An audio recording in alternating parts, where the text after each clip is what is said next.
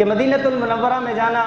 ایمان کی علامت ہے، آپ صلی اللہ علیہ وسلم سے حقیقی محبت ہے۔ آپ صلی اللہ علیہ وسلم نے فرمایا جو کوئی شخص 40 نمازیں میری مسجد میں پڑھ لے، مسجد نبوی میں، میری مسجد میں 40 نمازیں پڑھ لے، وجبت لہ الجنہ، اس کے اوپر جنت واجب ہو جاتی ہے۔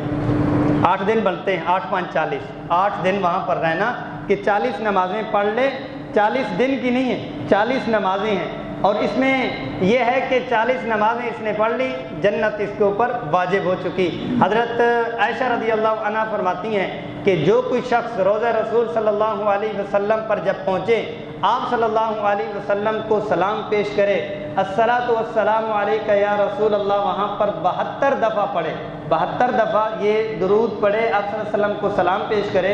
اس کے بعد جو بھی دعا کرے گا اس کی دعا قبول ہوگی۔ آپ صلی اللہ علیہ وسلم کے روضہ کے ساتھ ممبر اور روضہ کے درمیان کی جگہ آپ صلی اللہ علیہ وسلم نے فرمایا ما بین روضتی و ممبری روضۃ من ریاض الجنہ، میرے ممبر اور روضہ کے درمیان کی جگہ ہے وہ روضۃ من ریاض الجنہ، جنت کے باغات میں سے ایک باغ ہے۔ اب یہ ہے کہ آپ صلی اللہ علیہ وسلم کی یہ بات مبالغہ نہیں ہے، یہ حق اور سچ ہے، حقیقی جنت ہے، حقیقی جنت ہمارا یہ ایمان ہے۔ اب یہ ہے کہ جب ہمارا ایمان ہے کہ یہ حقیقی جنت کا ٹکڑا ہے تو پھر 1-2 گزارشات اس جنت کے حوالے سے آپ سن لیں۔ آپ صلی اللہ علیہ وسلم اور اللہ پاک نے آپ نے خود ہی سنا ہے، بارہا قرآن میں سنا ہے کہ جو ایک دفعہ جنت میں داخل ہو جائے گا وہ کبھی بھی جنت سے نکالا نہیں جائے گا۔ جو ایک دفعہ جنت میں داخل ہو جائے گا وہ جنت سے کبھی دوبارہ نکالا نہیں جائے گا، اور ہمارا یقین ہے کہ یہ والا ٹکڑا حقیقی جنت کا ٹکڑا ہے، بس ہم وہاں پر جا کے التجا ہی کر سکتے ہیں، یا اللہ آپ کے کرم سے ہم اس جنت میں داخل ہوئے ہیں تو ہمیں اب جنتی ہی بنائیے گا۔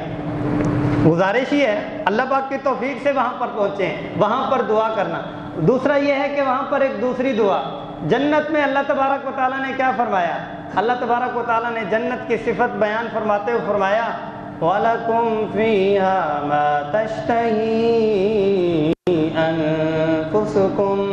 وَلَكُمْ فِيهَا مَا تَدَّعُونَ، تمہارے دلوں میں جو چاہت اٹھے گی وہ بھی تمہاری جنت میں پوری ہو جائے گی۔ زبان پہ لانا تو دور کی بات ہے، دلی خواہش اور چاہت بھی تمہارے جو اٹھے گی جنت میں وہ بھی پوری ہوگی۔ تو روضۃ من ریاض الجنہ، ریاض الجنہ میں جب موقع ملے تو وہاں پر ہم یہ کہہ سکتے ہیں کہ یا اللہ آپ ہی کا وعدہ ہے کہ جنت میں جو مانگو گے وہ تمہیں ملے گا۔ ہم آپ کی توفیق سے اس جنت میں آ چکے ہیں، ہماری یہ گزارشات ہیں اور ہماری یہ درخواستیں ہیں، ہماری یہ ضروریات ہیں۔ آپ اپنے کرم و فضل سے جیسے آپ نے شفقت اور پیار سے ہمیں یہاں پہ لایا، ایسے شفقت اور پیار سے ہماری دعاؤں کو بھی قبول فرما۔ ایک اور چیز، اس چیز کا شاید میں حوالہ تو آپ کو نہ دے پاؤں، اور اس کو میں دین کا کوئی حصہ بھی نہیں کہہ رہا، اس لیے کہ جو چیز کو میں دین کا حصہ کہوں گا تو اس کو میں حوالہ دینے کا جو ہے مکلف ہوں گا۔ ایک چیز ہے، اچھی چیز ہے، اس کو دین نہ سمجھتے ہوئے اپنایا جائے تو یہ ہے کہ اس میں حوالے کی ضرورت نہیں ہوتی۔ اب یہ ہے کہ وہاں پر آپ صلی اللہ علیہ وسلم کو جا کر کلمہ شہادت سنانا، ہمارا یہ عقیدہ ہے کہ وہاں پر جو درود پڑھا جاتا ہے اور جو سلام پیش کیا جاتا ہے، سبحان اللہ، آپ صلی اللہ علیہ وسلم ہمارا درود اور سلام خود سنتے ہیں، اور وہاں پر درود و سلام کے ساتھ جو چیز بھی پیش کی جاتی ہے آپ صلی اللہ علیہ وسلم سنتے ہیں۔ وہاں پر جب آپ جا کے سناتے ہیں اشہد ان لا الہ الا اللہ واشہد انک رسول اللہ، میں گواہی دیتا ہوں اللہ کے علاوہ کوئی معبود نہیں اور آپ اللہ جل جلالہ کے رسول ہیں۔ گویا کہ آپ نے اپنا ایمان آپ صلی اللہ علیہ وسلم کو خود سے سنا